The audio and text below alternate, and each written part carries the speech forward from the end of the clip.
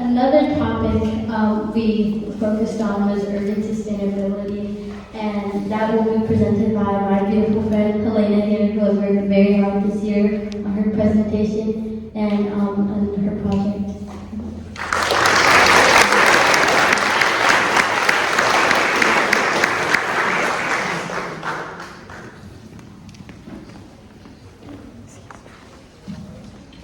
Hello. Hi.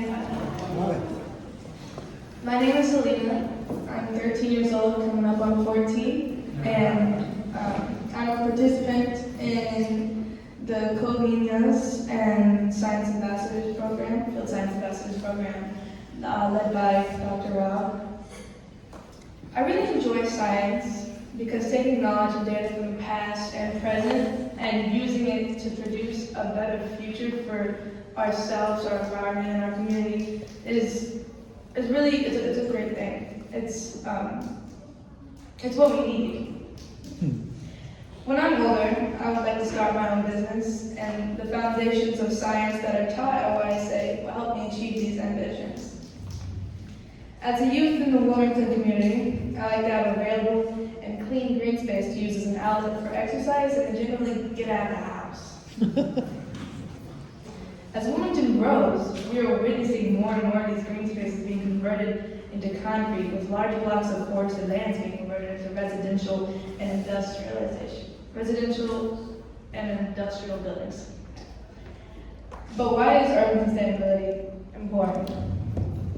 Sustainability refers to many things: our infrastructure, garden, transportation, shipping, conversion,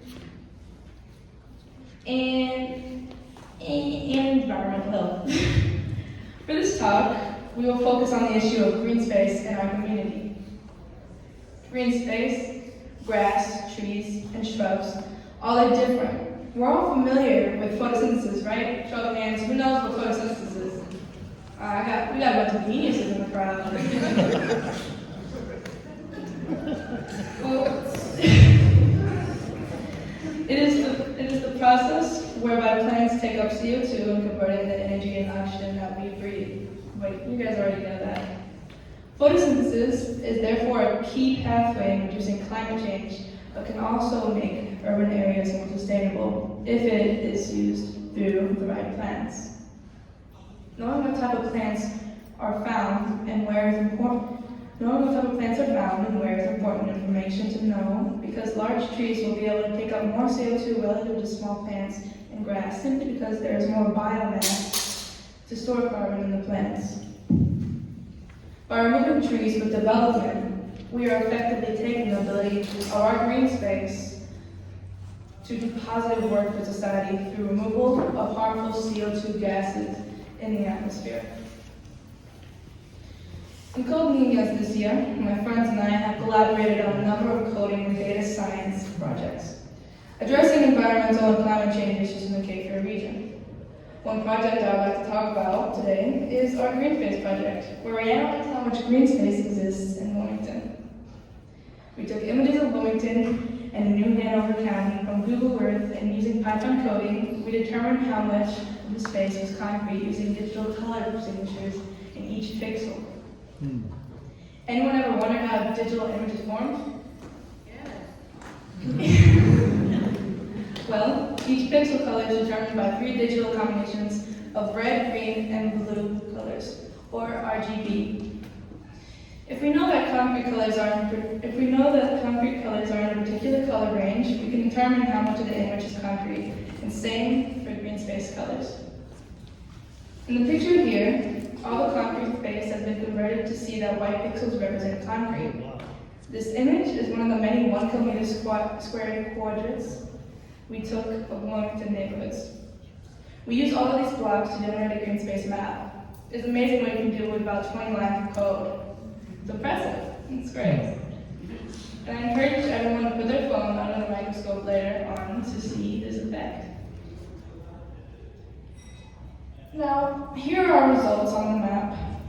Green space coverage is shown for the county, with the darker shades of green representing higher coverage of green space and vice versa. We can see that Wilmington is not an even landscape.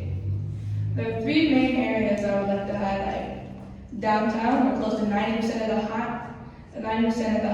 of the area is concrete, which in the summer makes downtown even hotter. Who here has been downtown in the summertime? Now, tell me, is it hot down there? Like, it's hot down there. It's ridiculous. Okay, and the industrial corridor running from Fort to South College Road, similar with a lot of concrete space. And the edge with higher levels of green space made up of marsh habitats that are quickly being replaced by housing and industrialization. It's this last category where we are located today. We have started taking measurements using a CO2 gas analyzer in the lab first to measure how much CO2 is taken up by plants.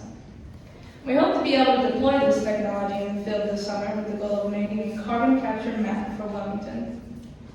Cars are a major contributor of CO2 emissions in the urban environment. So we will also use this instrument to measure CO2 pollution emitted by cars and trucks to estimate, for the very first time, how much pollution is produced by transportation in the Cape Fear region, which, not surprisingly, our population is pretty big, so people driving cars around all the time. There's going to be a lot of effects from that. So we want to figure out what's going on.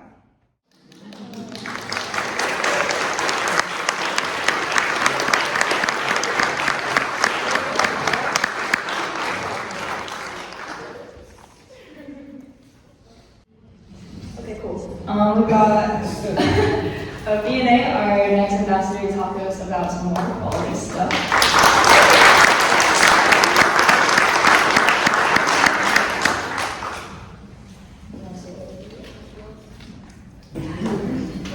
Good evening, everyone. My name is V&A, and I'm 12 years old.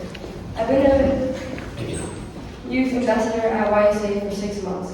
I'm really invested in science because I love the environment, and we as future leaders are going to be the explorers and problem solvers for our planet. One day I would like to be an astronaut and would love to study Venus and Mars. I love those planets. How many people remember the Deepwater Horizon oil spill disaster? Okay. Almost 12 years ago on Earth Day in 2010, the oil rig exploded and spilled over 200 million gallons of oil from the deep sea ocean into the ocean above, making it the big oil spill in history of the U.S. Why I mention this? Prior to coming to Wilmington, I grew up in Freeport, Texas, on the natural shores of Gulf of Mexico, where my dad worked as an oil rig builder on an actual Deepwater Horizon platform. But as fate would have it, he would have been on the platform when it exploded if he didn't forget his toolbox on the way to the boat. This disaster impacted millions of people and destroyed marine ecosystems. And even to this day, there's oil in the ocean. This impacts my family and I, and it is the reason why I have been concerned about the environment, from drinking water to water quality. I really hate pollution. The impact of water quality are numerous and super complex to communicate in a few sentences. So my science friends and I decided to examine just one issue of poor water quality in our urban waterways. Namely, harmful bacteria that can cause environmental and public health concerns. We all know about mold that grows on expired food, but bacteria also are plentiful in water as well.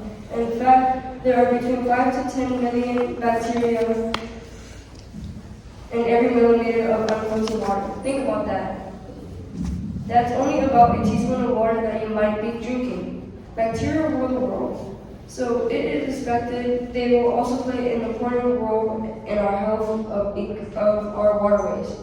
A system that is polluted with high levels of nutrients due to runoff can cause harmful bacteria and algae to grow in the water. We see evidence lives all over Wilmington.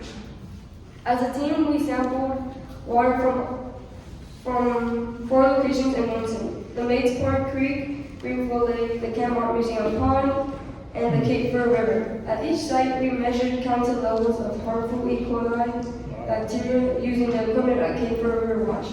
We also took physical measurements using a probe such as temperature and dissolved oxygen. That you can see that many of these sites are in areas of high concrete. We also measured bacterial respiration, and we will discuss this later with the group. Here are our results. The main results show the highest level of E. coli were measured in water collected from Mates Park and Greenfield Lake. These are relatively low levels of E. coli in the Cape Fear and Camp Art Museum sites. This is not surprising given the high levels of trash we observed, and YSA students have measured high nutrition levels and sites, but it is also concerning when you consider how much these waterways are used for living, fishing, and leisure, or having these creeks run through your neighborhoods. It's not all doom and gloom though. Our partners at Touring at Cape Fear River Watch have been trialing a wetland project located in Greenfield Lake, close to the drain outlet to clean up the water. We were fortunate to sample water entering and leaving the wetland site, and amazingly noticed the difference in E. coli and oxygen levels. As you can see from this graph, E. coli counts were well below levels of concern after the wetlands and oxygen levels have returned to normal. Our conclusion from this is that the planning of wetland systems and other locations for poor water quality would be greatly beneficial to health and of our waterways. And it's so simple. We would now like to show you a short film about our experience this past year with the Human Sciences Ambassador.